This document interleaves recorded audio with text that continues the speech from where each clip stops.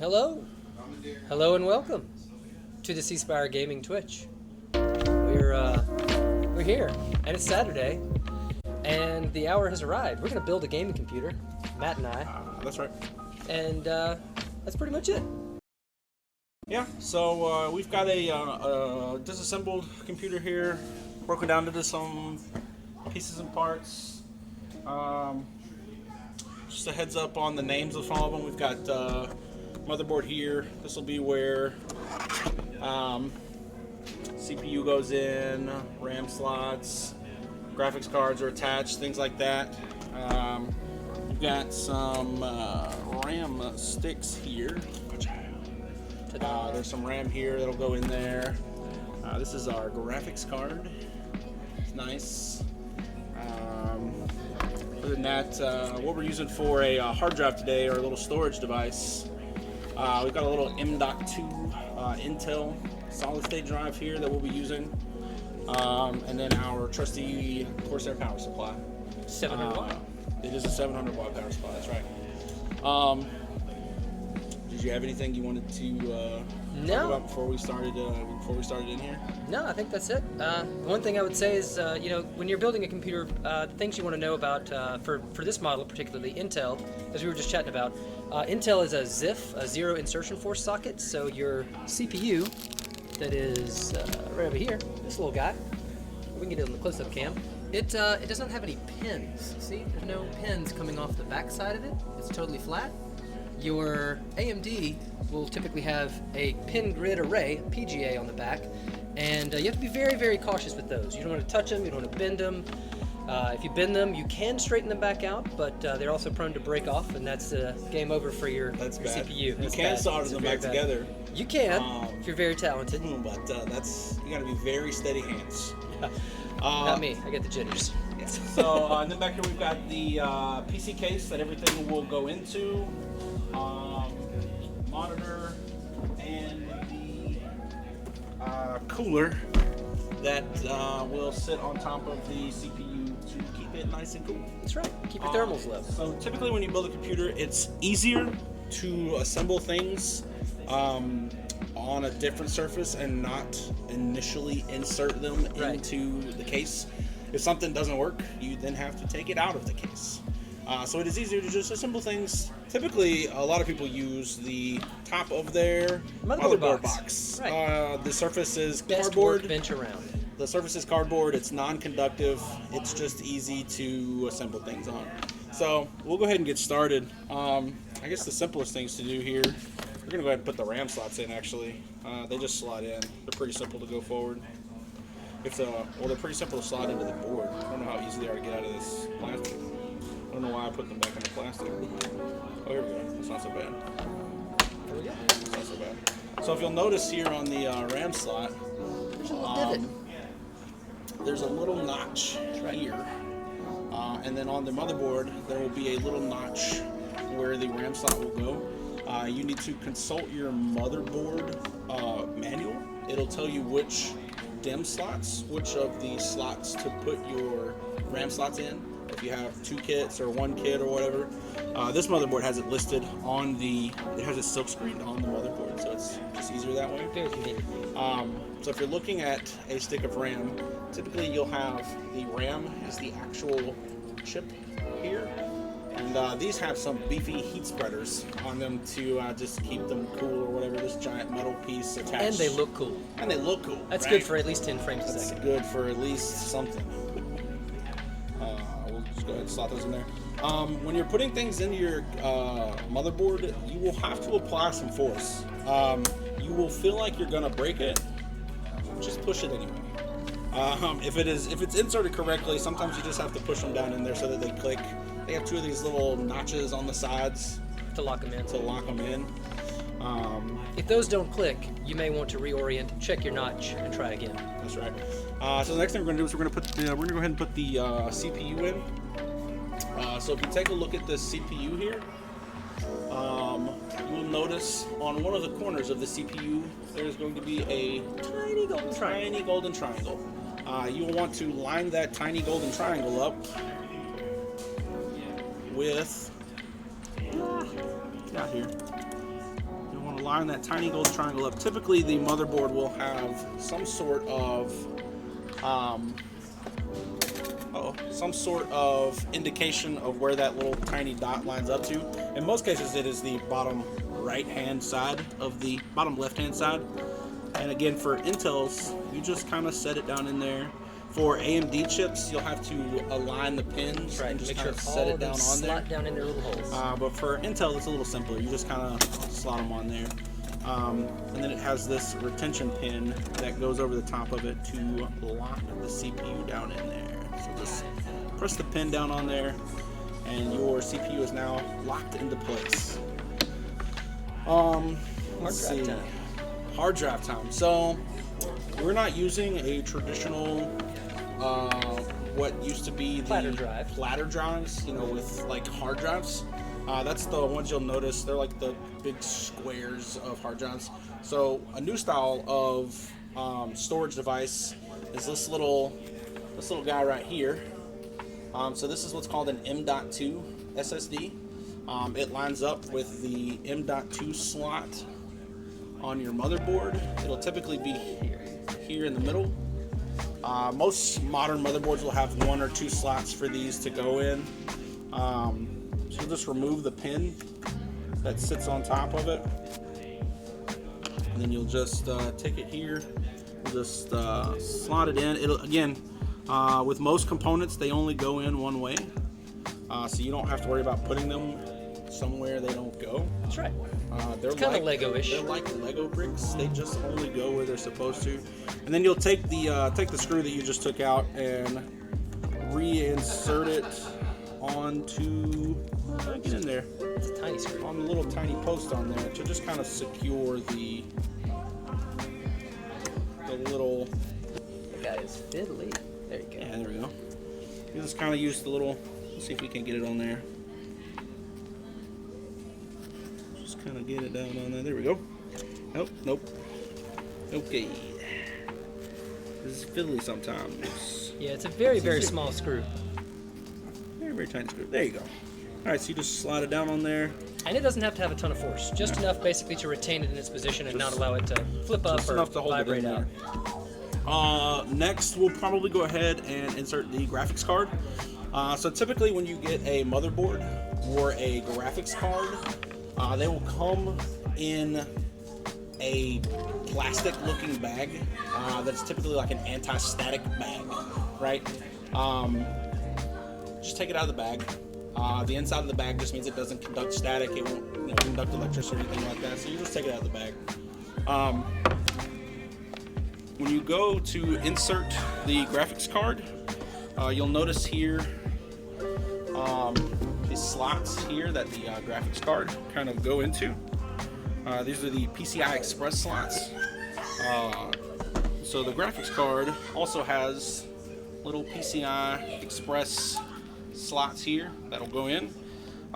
So again, following the concept of things only fit in places where they go, you'll just line the notches up here, kind of set it down, press it in, and you'll hear the little tiny notch, accept it being inserted in there, and that's it. Then that's it. The graphics card is inserted in. And then from there, keeping with test fitting everything before we put it in the case, because we're going to test to make sure that things power on, make sure there's no issues there. Prior to doing anything, we're going to go ahead and insert the power into the power supply here. We're going to make sure we turn the power supply on. And then what we'll be looking for, newer power supplies are modular. They'll have the ability to only plug in the cables that you're after. This one does not, so it has all of the cables, so it's a little unwieldy, but the one you'll mostly be looking for is the giant 24 pin power supply. It'll be this big, huge 24 pin one right here. And then most graphics cards now, most graphics cards have power that goes to the graphics cards. Old graphics cards sometimes get their power directly through the motherboard, but sometimes when you get beefier, better graphics cards, they need extra power on their own. And then the other one at the top of the motherboard typically is where you'll see it. There will be this 8-pin up here for the CPU power. Yep. So the 24-pin gives power to the entire motherboard. The 8-pin gives power directly to the CPU, and the extra power cables give power to the graphics card if it needs them. So here we will just put the 24-pin in, and again, they will only go in one way. So That's right. They are oriented to have shaped plug heads that will only fit in the socket one way. That's right. To keep confusion low and accidents on the low. That's right. Now we'll just be looking for, here is one of the 6 PCIe pins for the PCIe for the graphics card. Here is the other 6-pin for the graphics card. And then we are looking for the 8-pin. Here we go. This will be the 8-pin right here. So we will install the 8-pin up here at the top. We need to figure out how we want to attach these. There we go. We'll just attach the 8-pin up here. Again, keeping with the theme, things only plug in one way. Then we'll go ahead and plug the graphics card power in. Same concept. The holes that they plug into have orientations, and they'll only accept the plugs one way.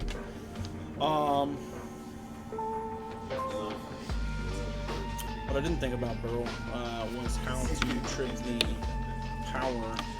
I'm trying to remember which ones you pin It'll to be start the power. PW. Is it Or PSW. Should be PSW. For power switch. Power switch. There it is. There it is. So this motherboard has some LEDs here at the bottom of the motherboard. They give status updates to let you know, is the computer powering on? Is there an issue? Or is the RAM good, bad? Is it inserted incorrectly? And typically, if the motherboard just has these, the codes will be listed in the manual that the motherboard comes with to let you know, kind of gives you error reasons or whatever. Other motherboards, post codes. Other motherboards beep at you. Yes, and they the have beeping built-in requires speakers, translation. and the beeping requires translation. You can check your motherboard manual for those. Some of the like I said, most of the high-end boards have like an LED. They'll show you with like numbers and letters to what the codes are. The other ones have post codes where it'll beep, like beep beep beep or beep beep. And again, you just consult the motherboard manual As to what those sequence of beeps and boops mean. Sequence of beeps and boops mean. That's right. This is 86, 85. I think that is now giving me my temperature, which means it has completely gone through the post. And the CPU is starting to get hot. CPU is starting to get hot. It is about 90 degrees. So we're going to go ahead and turn it back off since we don't have the... You can just turn the power switch off on the power supply. Yeah, It's the that'll fastest work. way. That'll fastest way. We're just going to cut the power. And now we're going to move to inserting this. The case and The case case. assembly. We're going to remove these power cables for transition. They have little notches on them that you have to pull off to help pull them out of the slots that the power cords go in.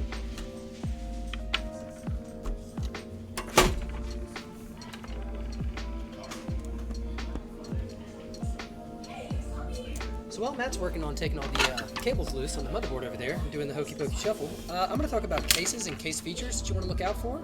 So this is an NZXT case that Matt has. It has, you can't see them very easily on camera, but there's an array of 3 fans in the front, the potential for having 2 to 3 fans in the roof, and it has some filtration here along the side, some Yeah, you can ventilation take these off. grills. Pop it off now. Pop There you off. go. And it's got some sound damping mats on the roof and on the back wall. There's some rubber matting to silence the case much more efficiently. It helps keep low. Although fans today are much quieter than when I was a young man, they are still a little bit noisy, especially if you have a high volume airflow fan. There you go. Now you can see those triple case fans there on the front. And this one also has a very amazing dust filter that's magnetic. So case filtration is important. All of your computer parts are gonna get dusty. It's inevitable, it happens. But the more filtration you can get on that intake of airflow, the better, because then there's less dust you have to clean out periodically. Yeah, so this case has one that sits in front for the front 3 intake fans. It magnetically attaches, and then there is one in the tray Under the power supply. and the tray under the power supply for the power supply intake as well. It just kind of slots in under there, and a little tray of sorts just kind of slots back in there. Yeah, and this one, if you do have those traditional 2.5-inch drives, SATA drives, they can be mounted here on little trays that are attached to the power supply shroud.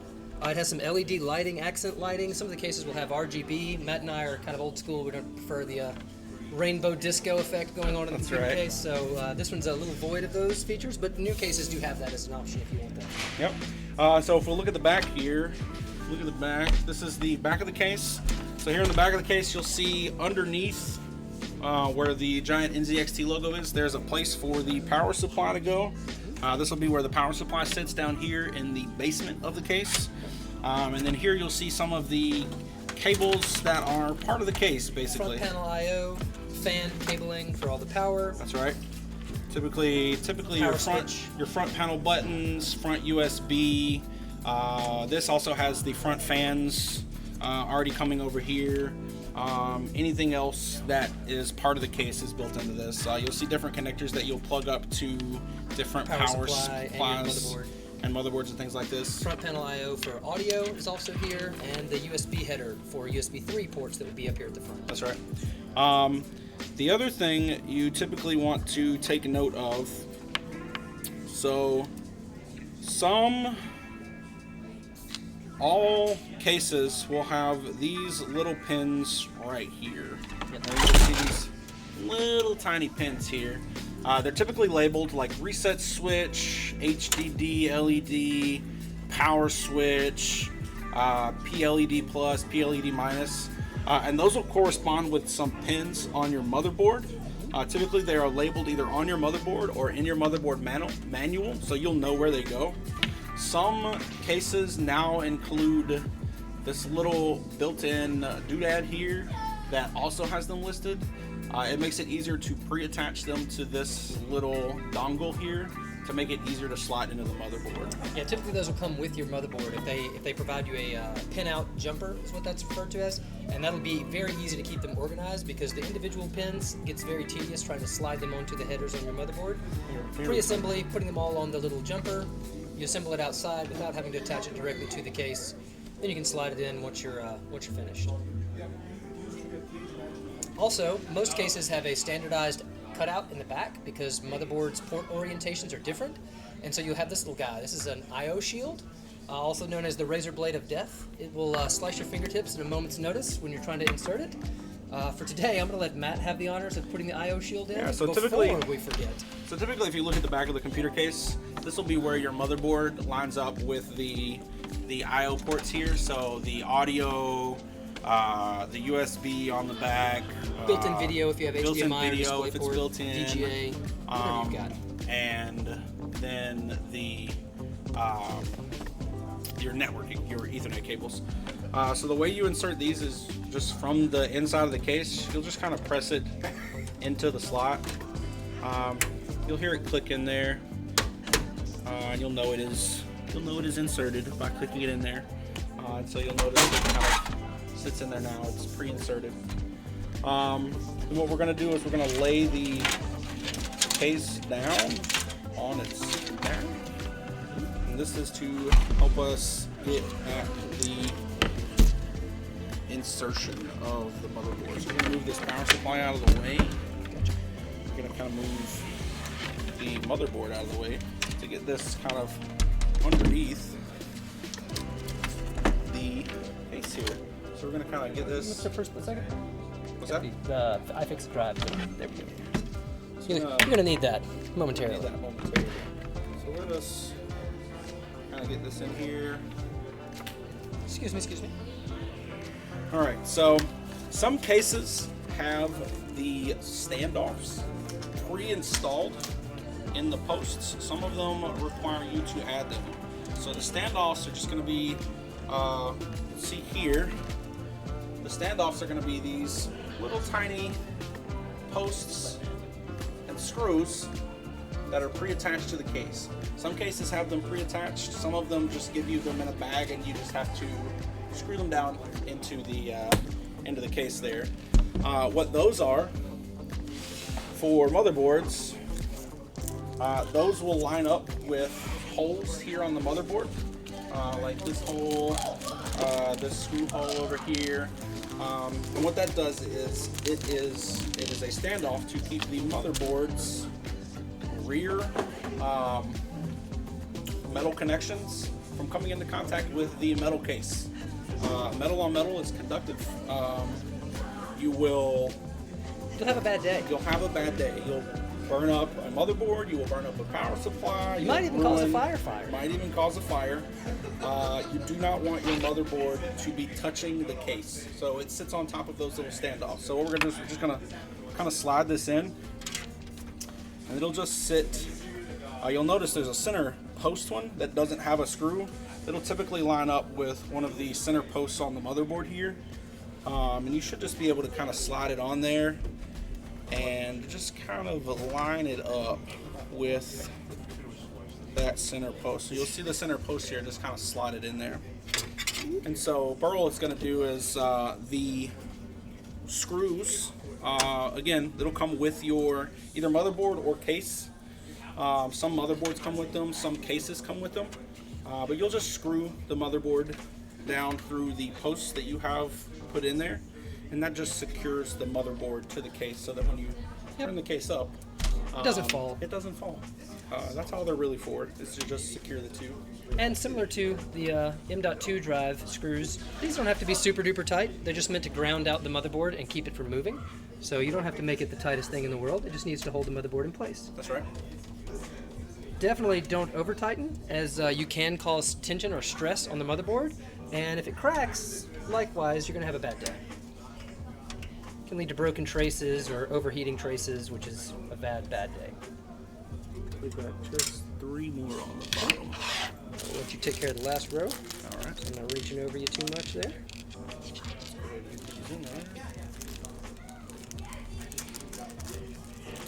And do you have a retention screw for the GPU? Yeah, the same screws. Same screws? All right. Maybe. They should fit. My only concern would be the thread length. But we'll see. We'll find out. It'll be an adventure. We'll find out together. We'll see.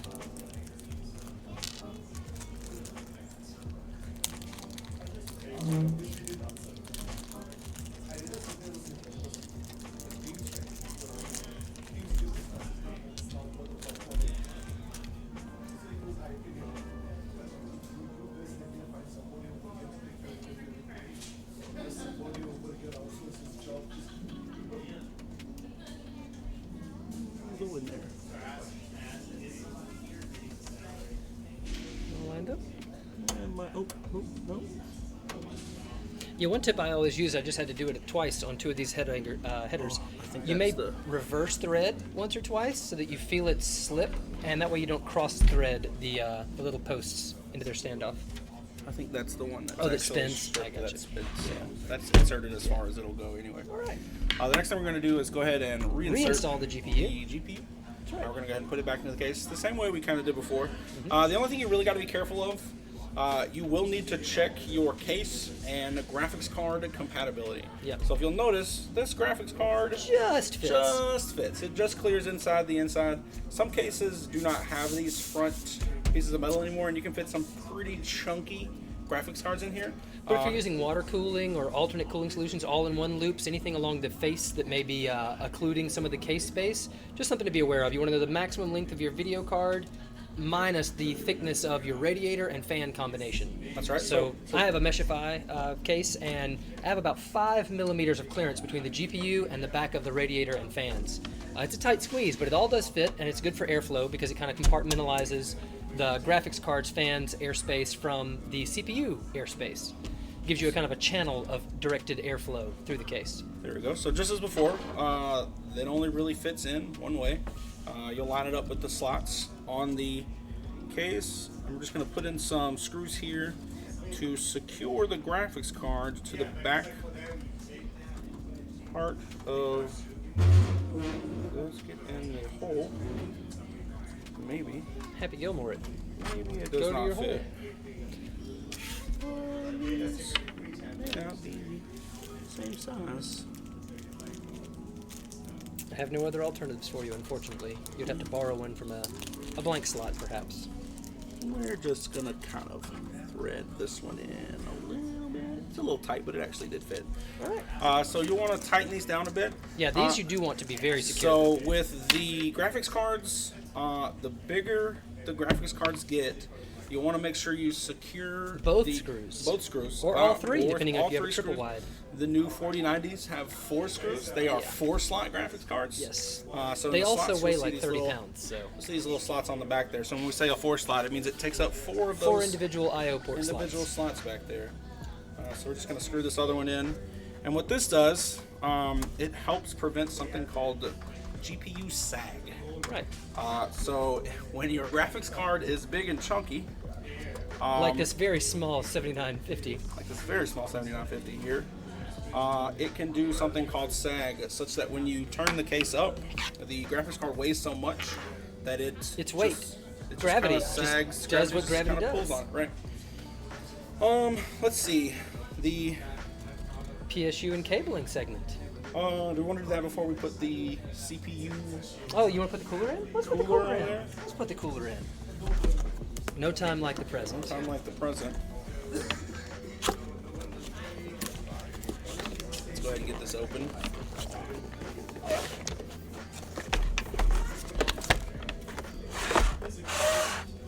Hyper 212. This is a Cooler Master Hyper 212.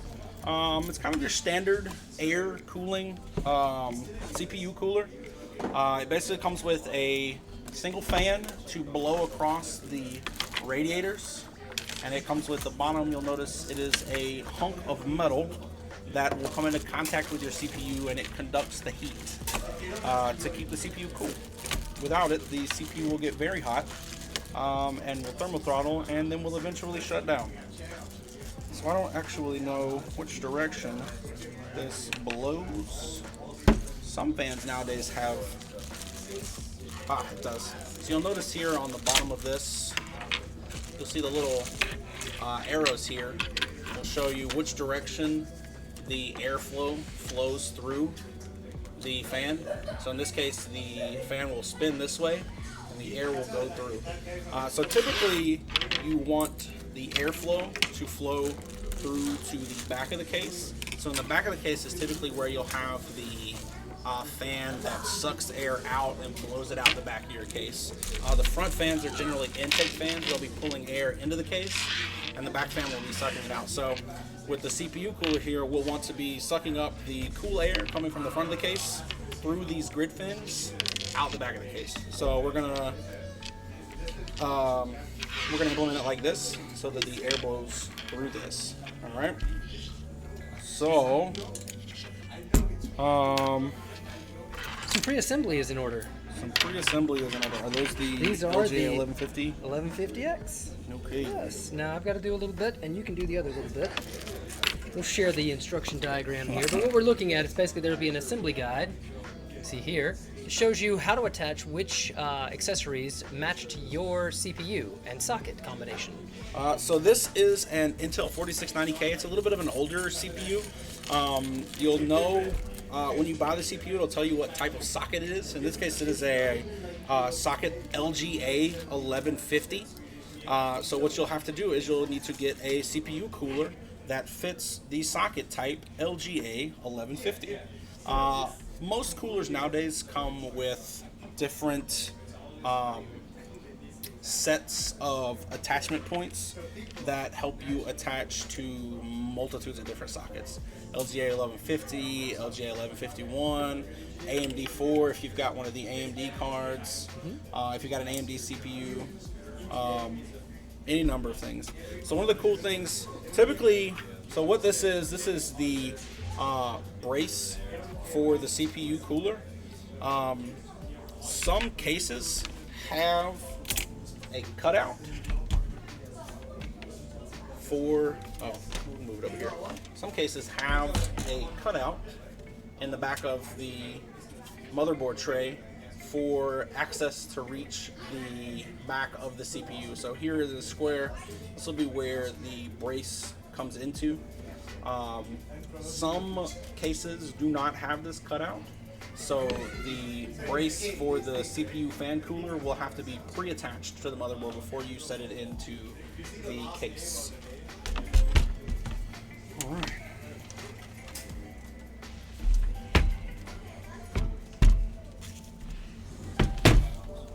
It says we're ready. It says we're ready. This According goes to on the instructions. back. Yeah, that is the back plate. Okay. Then I will begin assembling the front plate, which will be here. So again, on the back plate, we're just going to, back here, we're just going to go ahead and attach these in through, I guess it should really only fit one way for the screws to go through the screw holes. I don't know if this is right. You may have to space them out. That is what the Yes. the clip position says. The clip position here will let you extend these out a little Ever so bit. slightly. And again, it may So vary by slight. motherboard as well. Even though it's a standard design, occasionally there are variations on that one design iteratively over the life of the product. So if it's not an exact fit, check your manual, check your motherboard manual, and make sure that everything is alignment. There we go. So now we've got our Back plate. back plate assembled. I guess it's going to probably the easiest Fall way off? to do this. It might actually fall off. You may have to set a. You can fold the anti-static towel. Take this back here. Make ourselves a little spacer. Just make ourselves just a little pressure point back here for the to hold this in. Or while we can go ahead and pre-assemble if you'd like. No, we'll do some Good. pieces. We have here the lose standoffs. the screws. We did. We lost some of them, not all of them. So I put the isolation pad on the wrong end, I believe. Yeah. So you can. This particular model has standoffs, so you can assemble the standoffs while it's in an upright position, and then lay it down once you're ready to put the. They're clipped in, so they should be able to just push them back through the holes once you have them lined up. A little this way. We got one of them. There we go. Okay. We're spinning it around so we can do it on the camera. I'll hand you the other two standoffs. For sure. Hold it on the camera here. Yeah. Just there you go. Cool. Push these back through. Uh-huh. All right. We're just gonna screw these in. And these little standoffs are basically milled aluminum or steel, and they give you a space between the cooler and the motherboard. Yeah. Where is this one? Where are you at, screw? Cannot find you. That one down there. This one up here. Ah, there it is. It's very tiny. And this provider actually has given a little Phillips head screw bit. I'll bring it over there. Oh, that's interesting. Small camera to tighten these down. Right there, where you can see it's got a little screw head for you to use over these standoffs, so that you can tighten them. Put a little bit of torque on them so that they hold very rigidly. Yeah, there's a nice little non-conductive washer on each end of the standoffs in case your motherboard has any traces or anything in that immediate area. It won't Or it doesn't have make contact. That's right. Go ahead and get these. We're gonna use what they have provided to kind of tighten it down. You want these to be fairly tight because you'll want it to have good contact with the. Yeah, this is the primary point of retention between the cooling plate here on the bottom of this thermal heat sink and the motherboard and where the CPU lives. So definitely want to have some strong contact there. Not, you're not gonna. Directivity of your airflow? Yeah, it's blowing in, so you want this one to be a fan side, or you that's want it to be or blow out? It'll be blowing out. So Yeah, it we'll pushes flip air through the fin. No, it pushes air through the fin. Is it going to fit? Yeah.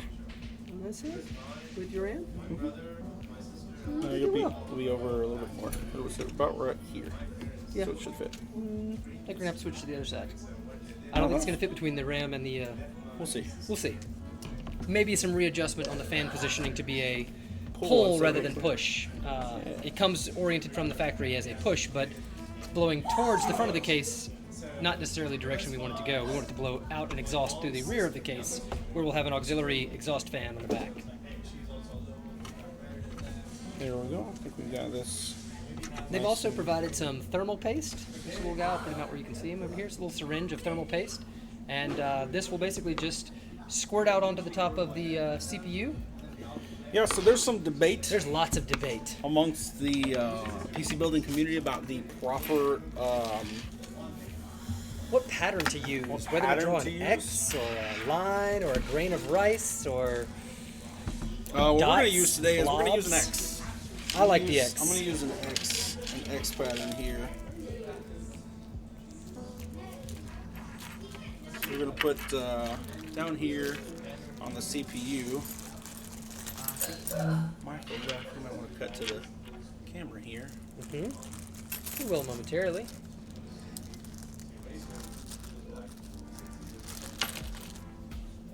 I'll go see if I can take care of that.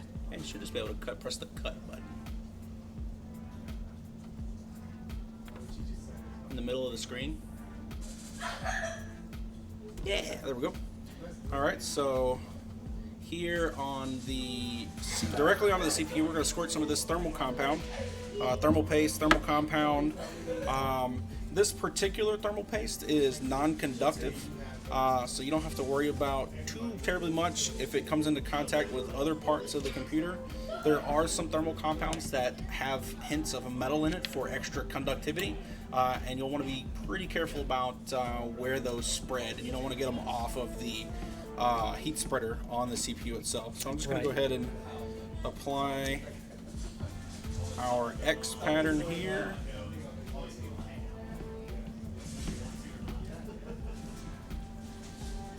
We're going to leave that and just be careful with the thermal paste. It sometimes gets a bit, so if you'll notice here, the X pattern on the CPU there. What that does is when the cooler goes down onto the CPU, the compound will spread out and cover as much of this metal internal heat spreader as possible. I've removed the fan. Where would you think the fan would have fit on there? Well, you got to remove it anyway to be able to get access to the screws to tighten it down. So fan's got to come off either way for installation. Sometimes, depends on the manufacturer. I know for Coolwind and some of the even some of the Hypercools from Master Cooler, Cooler Master, they will also have spots where you can screw from the top instead of having to take the fan off. You turning 90 degrees on me? Yeah. Going radical. I like it. I like it. Picasso, I like it. Yeah, I'm not entirely sure what's going on there. So you can orient these. It is a square, so you can orient them top to bottom or left to right. Oh, yes. Good thermal paste expansion. Got the whole CPU good coverage.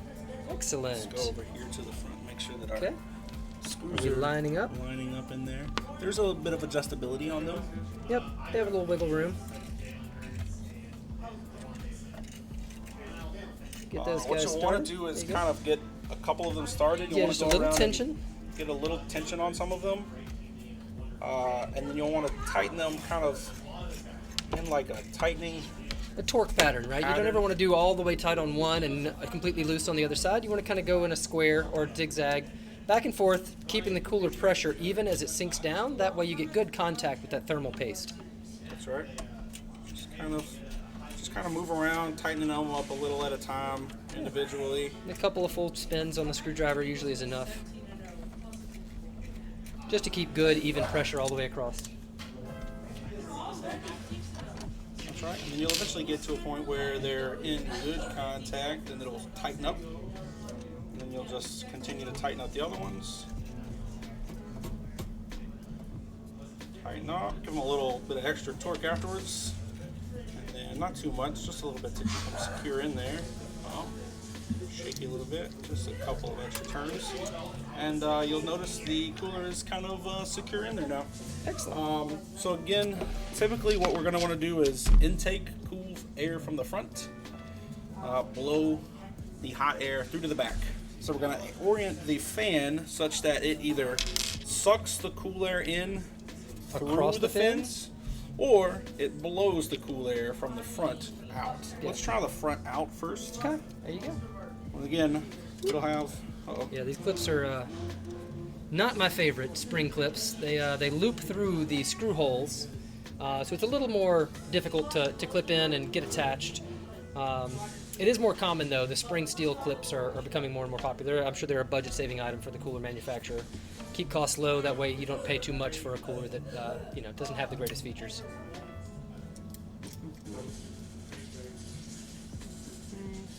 So this will be blowing in. Gotta go sideways. Huh? They go sideways because they clip into the sides. Yeah, they Clip clip. into the sides. And then your fan leads over here, so just keep that in mind. There you go. Do it this way. That's the way I would do it. Yeah, so on your motherboard, you'll see a couple of pins listed as CPU fan 1, CPU fan 2, maybe chassis fan. They'll be listed on the motherboard. If you don't see anything listed on the motherboard, consult the manual. Typically the manual Right there. here.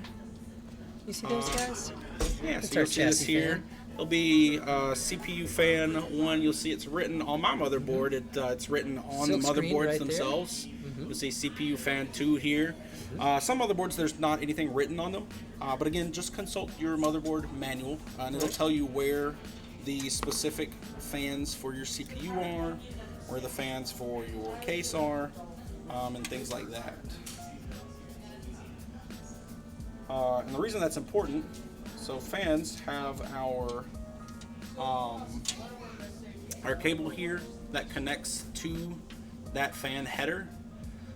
So you'll want to orient the fan in such a way that you don't have too terribly much room between the end of this cable and where it plugs in on the motherboard.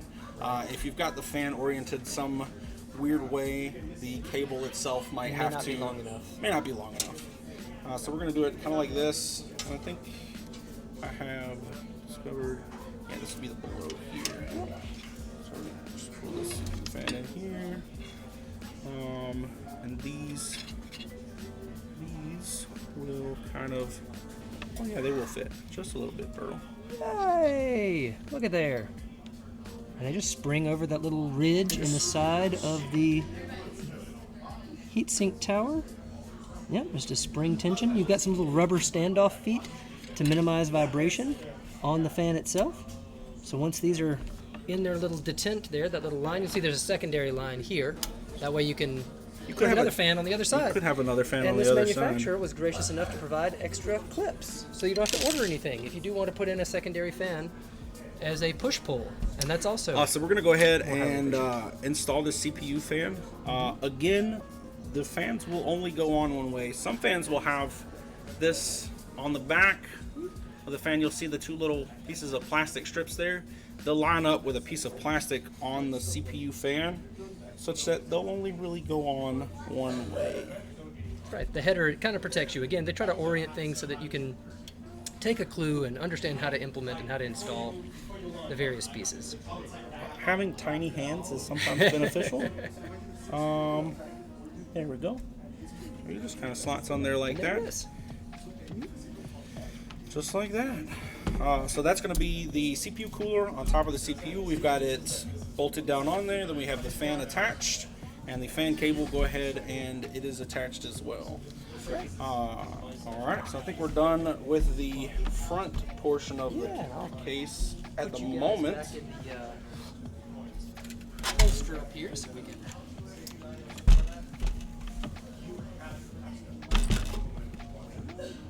Yes, the necessary elastic strap. That's right.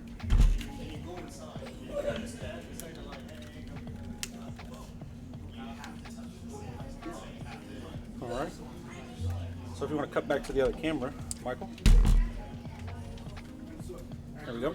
So this particular case has this thing back here. This thing back here is extra headers for your fans to slot into. Basically, it gives it power to this board right here, and then this board goes ahead and sends power to individual fans. In this case, it'll be like the front fans that are already installed in the case, and the extra fan will install in the back of the case to exhaust the power. So we're going to go ahead and take these right here. We're going to find the fans that are already here. We're going to find those. I believe we have them down here. That's right. These two down here. And then there should be one more somewhere. Rogue 3-pin. This There one it here. is. Alright. It'll have to route a little differently. It'll route a bit differently.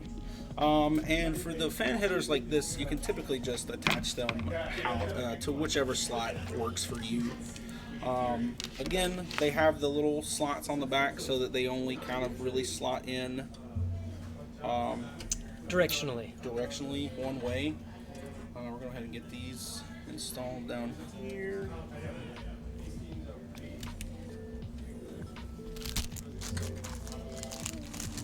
Just to go ahead and get them installed.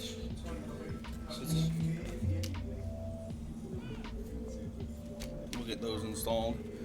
I don't actually remember which of these is the fan header and which is the CPU header. The 4-pin will be the fan They're header. both 4 pins. Well, the one that has the detent, that doesn't have a clip. So that one will be for your RGB, Ah, yes. and this one will be for your fans. Okay, so we're just gonna go ahead and put this in the case. Will they fit through there? Probably not. Let's go ahead and get this kind of in the case a little bit here. Toss your wires up through the little cubby hole at the Toss your top. wires up through the cubby hole at the top. Through here. Here's their case. What we're gonna do is, on the back of the case here, we have kind of put this fan up on the inside of the case, and you will see, the fan has screw holes to screw this fan into the case. Burl's going to hand them to me, and you'll kind of do the same thing we've done before, where you'll screw in a little bit on some of them just to get it attached before you go ahead and screw them all the way in. So we're just going to get a couple of them in there to hold it in. We're going to get all the screws in. An extra set of hands does help.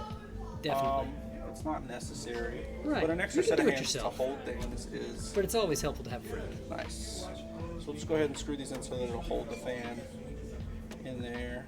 Kind of not tightening them down too much yet, just enough to kind of get them on there. There we go, Brian. Should we get to let it go? Okay. We'll get the last one in there.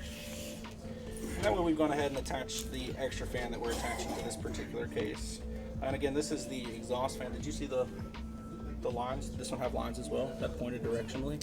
Well, you can think about it this way. Corsair is very proud to show off their RGB, so that's Oh, a that's pretty true. easy clue to determine That's which true. way is the directionality of the fan. They want you to see the light.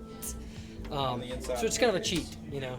But yeah, it does flow Most fans will, outside. just like the fan on the CPU cooler. There'll be a directional somewhere arrow. along the rim. There'll be a directional arrow to kind To of show let you know which the way is airflow which. direction.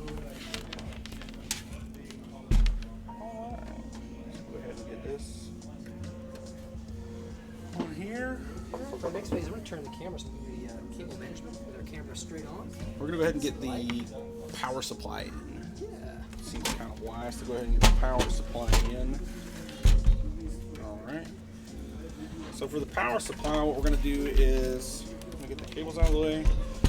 For the non-modular power supply, what we're going to do is we're going to go ahead and feed all of these cables in from the back of the case here. We're just kind of slot them in here a little bit.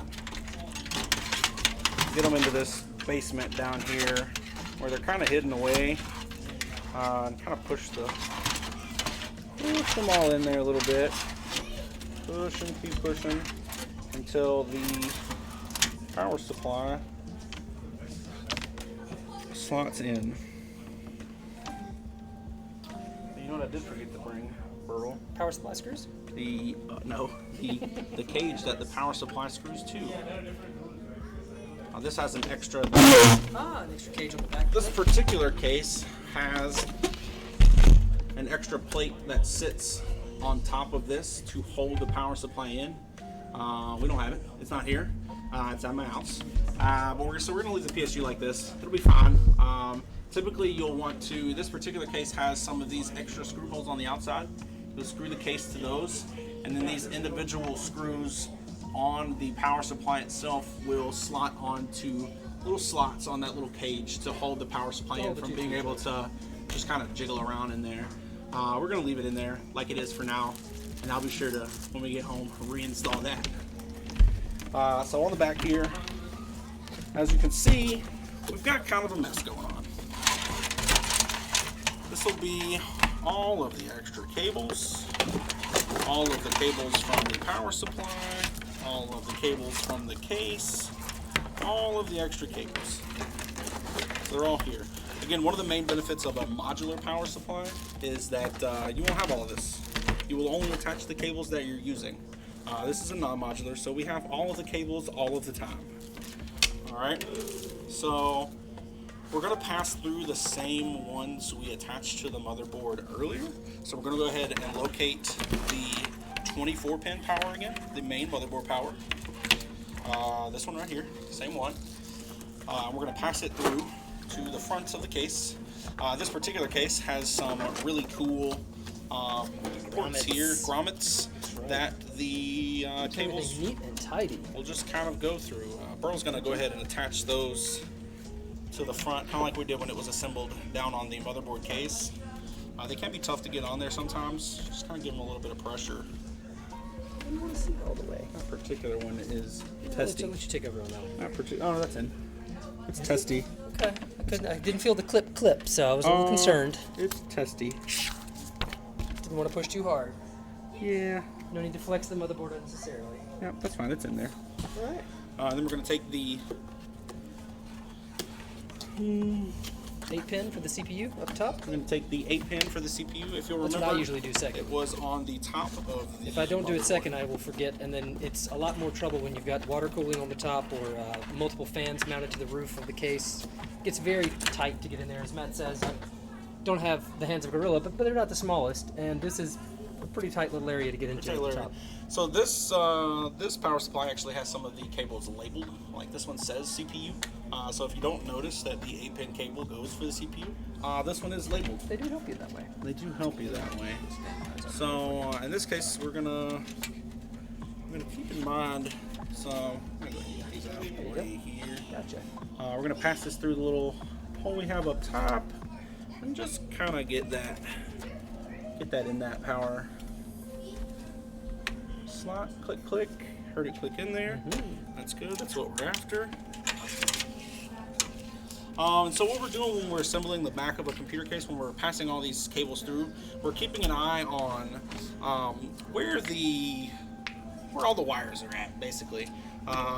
When all of this is said and done, we'll want to take some of these wires, kind of zip tie them. Most cases will have some zip tie access points. You're going to be able to zip tie the cables to the case and kind of just keep them out of the way, honestly. There for a while, us PC builders told people that case management was important Yeah, wire management very critical. Except for that it's airflow. not. But recently it's been discovered it's really not. It's not that critical. It's not that critical for Air airflow. will find a way. It's mostly just to keep things nice and neat. Yes. So that things don't look kind of crazy back It makes here. cleanup, when we were talking about the dust intrusion earlier, it does make dust cleanup a little better because you're not fighting spaghetti of wires everywhere while you're blowing out the case to get all the dust out.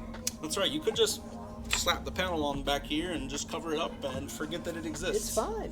The computer will work just the same regardless. This particular case does not have a see-through back panel, so you don't have to worry about it. Other cases have a see-through back panel, so it makes it a bit more prudent to do some cable management so that you don't have to see your spaghetti of cables back here. All right. Then the other ones we're going to do, we're going to go ahead and get the graphics card power in. Do you go through the bottom or do you go through the grommet? Where do you like I think to put I yours go through the bottom. Okay. I think they just kind of come up from the bottom up in. In this case, we'll Yeah, so let's put it around. They've seen the cables. They know what's back there. see the cables. Show They know them it's the back dress. there. That's right. So we'll get in here. So if you'll notice down in here on the case, there are some holes down here that kind of get down under and behind. And then there are the grommets back here on the sides. There are the grommets here on the sides to pass cables through. And then kind of along the top, there are slots to kind of put cables through. So there's a couple of places to be able to add cables. So what Pearl is doing, yep, go ahead. I've got one, I've got There's two. so I'm just going to go ahead and pass through the power cables for the graphics card. We won't need all of it, but we'll go ahead and put those in. Kind of click, click, click, click. We'll get those in there. Get those in there. And we'll just feed the extra back through to the bottom there. That's right. Because that's why the basement exists. It's a place for you to stash all those cables. Stash all those extra cables that you don't want to see anymore. So one of the other things we're going to do is pass through, if you'll remember this particular doodad here, the, what did you call it, Pearl? Oh, that's it's a pinout collector or aggregator. So it's like a jumper. It mashes all of those single individual front end pins into one big header that you can plug right onto your motherboard. That's right. And that's why it's typically provided by the motherboard, because it'll be unique. Different motherboards have different orientations for the power switch, the hard drive LED, the power LED, and the power switch. Yep, so those are going to be here along the bottom of the motherboard. So we're going to do the same thing that we did for the graphics card. We're just going to kind of slide those through one of these little basement pockets here. Come up through the basement pocket, and then we are going to attach it where it says attach it. That's right, front panel I/O. Wow. Kind of gives you a guide on where you're slotting these things into here. You just kind of follow the guide and slot it on there. So that kind of sits down there on the bottom now. I'm going to take a wild guess and say that your front panel audio is in that back lower region. Yeah, You can double check back there and see if it's actually over there. It usually is, Sounds right. in that It'll lower quadrant say, of the motherboard. And then you'll also have a USB, and hey look, I've got an extra light if you need one. Oh yeah. That will be helpful to read those little tiny silk screens. Oh yeah, that'll say J Audio. That's right. Again, this particular connector is missing one of these pins, you'll notice. Right, it's blocked intentionally. Blocked intentionally. And then if you look down in the case, you'll see one of the pinouts that also has one of those pins missing. So again, continuing with the easy as Lego thing. That's right, it fits where it fits. It fits only where it fits. And so you just kind of slot it on there. You don't have to worry too much about that. One of the other things you'll notice with the motherboard, this particular case has a case fan hub on the back where we were sliding in all of those fans. Some cases do not have that, and you will attach the fans directly to the motherboard. So you'll notice some 4 pins sticking out all over the motherboard, and they'll be labeled sys fan or case fan, or maybe you'll have to consult the motherboard manual, but they'll be labeled as case fan or sys fan, and that's just where you would add the case fans or system fans. Those are just the extra fans that you want attached to your motherboard. Speaking of, do you want to run your exhaust fan off of the motherboard or off of the fan headers? All off of the fan headers. All right. All off of the fan headers. There should be an output from that slots back up to the front, I think. Maybe. Yeah, I see a power, and I think the front panel connector is already connected. We didn't detach it. There is one more I need to pass you though, and it's the front USB. Not the 3-pin, not the 3.0, but the regular 2.0. 3.0 header is over here, kind of not very easily visible, but it's right here. It is a 90 degree, which a lot of motherboard manufacturers are doing. And speaking of which, I don't know if y'all have seen, but there's a new NZXT project where they're doing an inverted headers. The headers are 180 degrees from the plane where you attach the CPU and the graphics cards. Your normal header orientation, they're 180 degrees and face towards the back of the case. Then they have a special opening on the edge of the motherboards and the case design kind of cohabitate to allow you to access these pinouts from the back side, making cable management even better and the presentation side of the computer even cleaner. It's pretty neat. I forgot what the name of the project is. It's like Project J or something like that. It's from NZXT. Michael, if you can Google that up and throw it in the chat for our audience so they can see the NZXT project, motherboard project. It's pretty cool stuff. It's supposed to be an out. This is the power. Maybe it just gives it all power all the time. It does, unless you control it via the pinouts, right? So there's the This is the upstream that gives it power, and then there was one that I thought was a control. Maybe I'm No, wrong, that just actually. says That's just one. for the lights. You're right. Just for the light. So it's just all power all the time. That's what I was all asking. power Do you all the want to? Because it's just a Molex instead Yeah. of doing something else. So No, they're that's just fine. 12 volts, 24. Yeah, if you just want to 24/7? the same. Oh, that's just the LED. LEDs. Yeah, I thought it was not attached there. We'll just stick this down Let's just in there. tuck him away. He doesn't need to go. So we've got the graphics card power hooked up, the 24-pin power hooked up, the CPU power hooked up, the rear case fan and the front case fans are attached to that fan controller on the back. We have attached USB 3.0 right here. It'll be a blue one typically. Yep. We've attached the front pin I/O with that adapter, and then we've attached the front audio into the back. You said you had one more? I do, but then I also noticed that there's been some battle damage to this USB port on the top, and I don't know if you want to plug that Yeah, one in they're or all not. plugged in. Okay, all right. Well, there you They've all go. been plugged in You just past. find the jumpers down there and tell me which basement does it come in over here, or is it a little further towards the graphics cards over here? Oh, this is labeled. That one right there, the same one all the rest of them come in at. Kind of do it on this side. Can you put it in, pull Yeah, it in, put it right there? Sure can. Put it right There you there. go. All right, we'll put it into what is labeled JUSB 1. And again, they only slot in where they can slot in at. All right, so we've got front pin power, front pin audio, front USB 3.0. We've got the graphics card slotted in, have power running it. We've got the CPU cooler on and the CPU fan slotted in. We've got the 24-pin power to the motherboard. We've got the 8-pin power to the CPU. And this is basically pretty much assembled. We'll turn it around and kind of give you an idea of what Burrow's doing in the back here. I can't live with the spaghetti. I just can't do it. So I have been tidying and tucking, So we'll give you an idea of what Burrow's been doing in the back here. zip tying On the back everything of in the a case. nice linear style, So basically what Burrow's been doing is bundling just the wires together. bundling the cables Oh, yeah. together. Yeah, I think you found some I didn't even see. There you go. There we go. Some more. Bundling some cables together, kind of tucking all the extra power cables we don't need back down in the basement. And that's where, the modular power supply really pays off, is you don't have that bundle to try to stash away. You just don't insert them all to the power supply itself because you don't need them. So That's right. don't plug them in. So keeping with that, you'll notice over here. There we go. So this right here is a little grommet for the zip tie to go to. You'll kind of play with the zip tie a bit. Might take a bit to get it kind of exactly how you want it in there. And if you're somebody that tears apart your case on a regular basis, you don't have to use zip ties. You can also use the traditional little like bread twist tie type Oh, yes. wire inside of rubber Absolutely. that comes with most cables these days. Absolutely. Those are good. You can reuse them multiple times without having to cut them and replace them like you do with zip ties.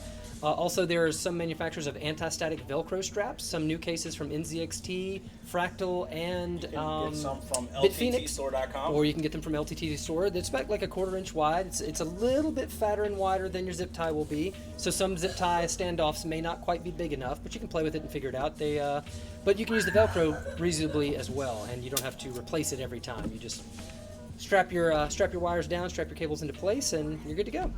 Yeah, so we're gonna get this last one on here. Oh, and I think it's almost post time. Almost time to The magic hour. get up to the power. That's right. See if we can get up into an operating system. Get up to the power. Attach it back to the power. Put a monitor to it. See if we can get it running. Last one. There we go. And again, continuing with the theme of test fitting things before we get everything all the way in. Before we put any of the panels back on to close up the back closet or the front, or put the panels back on the top and front of the computer case, what we're going to do is leave it open, just in case we have to get back in there for whatever reason. That's right. So, I'll saw this around. Give us a different view a little bit. I'm gonna have to find another power I source. may have to go get a power strip real quick. So most of you probably know, here on the back of the computer case, this is the graphics card down here.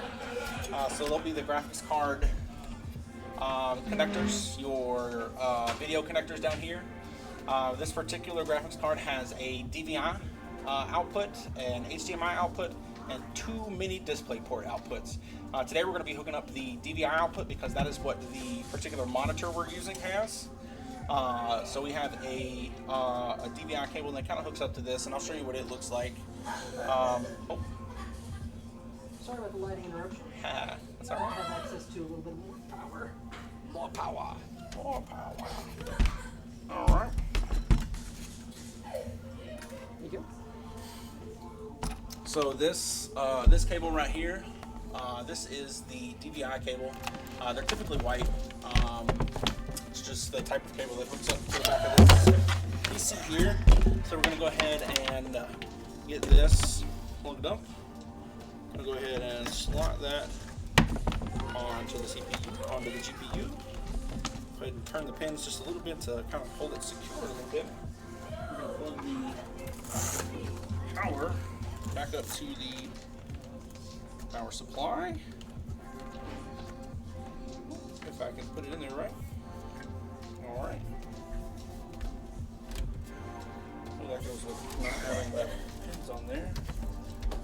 It's wonderful working with power supply that you're shifting around. That's all right. We'll get it on there. We can put the particular one on since we're not going to be messing with any of the top. Not putting any top fans on. And so you can reach the switch. Yeah, makes it easy. So we got that cut on. We cut the power on. I think we're ready to go. Have you got the monitor powered monitor's on? powered on. So we'll go ahead and press the power button. We'll get it turned on. We'll see what happens here. I saw the Magic Dragon. Hey, the Magic Dragon, the MSI Dragon. That means it's go ahead and it is booting. That's right. Let me see if I can go find a keyboard. I know where one is. No, I took that and put it down in my office. Oh, you did? Okay. Yeah. Let's see if I can go John Sullivan's keyboard.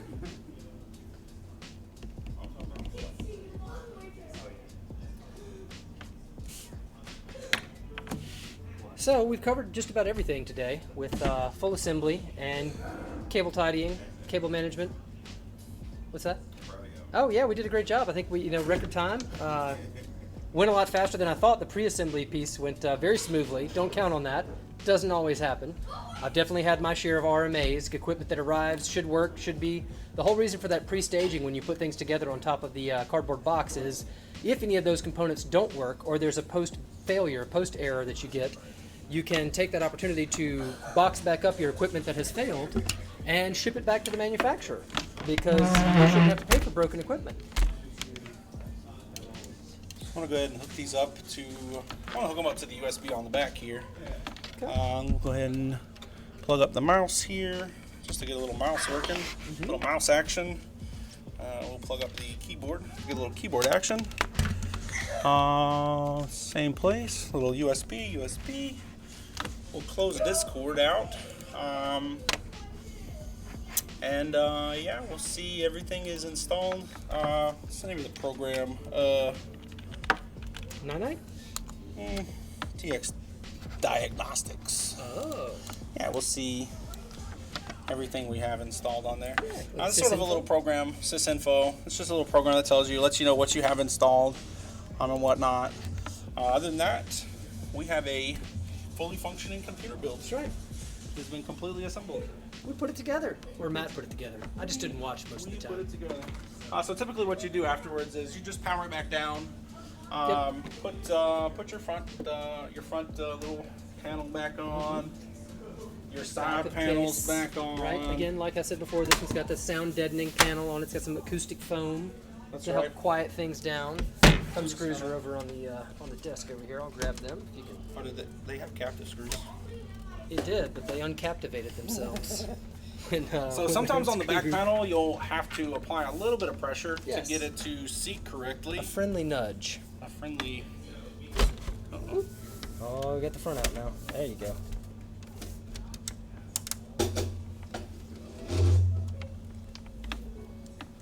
made it to the point of captivity, but Oh, the front.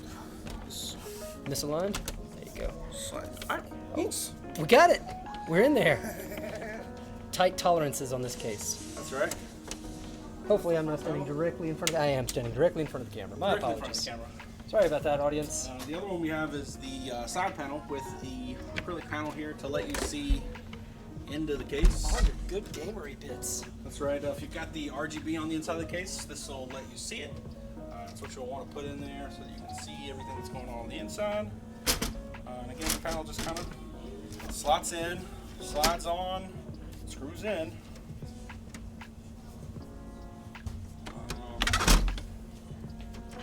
And it just screws in there, tightens up, and then you have a fully functioning gaming computer. That's right. And now is when you would want to load and install all of your various gaming software, your Steam, your Twitch, your Epic Gaming, your Ubisoft loader, launcher, your Epic Games loader and launcher. Oh, the LEDs. Missed one plug. Well, plenty of time to fix that later. That's pretty much it. You can use Nanite to load all your core essential software, your WinRAR or 7-zip, whatever you prefer to use to decompress cabinet files and, concatenated file sets. Steam, get you some games going on. That's right. Run some benchmarks. Typically, if you're building a new computer, you'll want to run some benchmarks so that you kind of know what you've got going on. And you can, 3D Mark makes good stuff with their 3D Mark makes Heaven good stuff. and other Unengine based that's right. benchmarking utilities. that way you can kind of take your computer and the components you put together and kind Go of through their paces, find through out their paces a little what bit. their potentials are, how well they can advance your gaming experience, and what their limitations are. You can kind of see where your computer stacks up against other people's That's computers right, or that's different components. You can see, oh, this game runs 110 FPS with my stuff. Right. If I had a different graphics card, it would run 30 FPS. Who knows? Right, yeah. But other than that, this is pretty much it. Everything is assembled and running, and we're good to go. Thanks for joining us, y'all. Thanks for joining.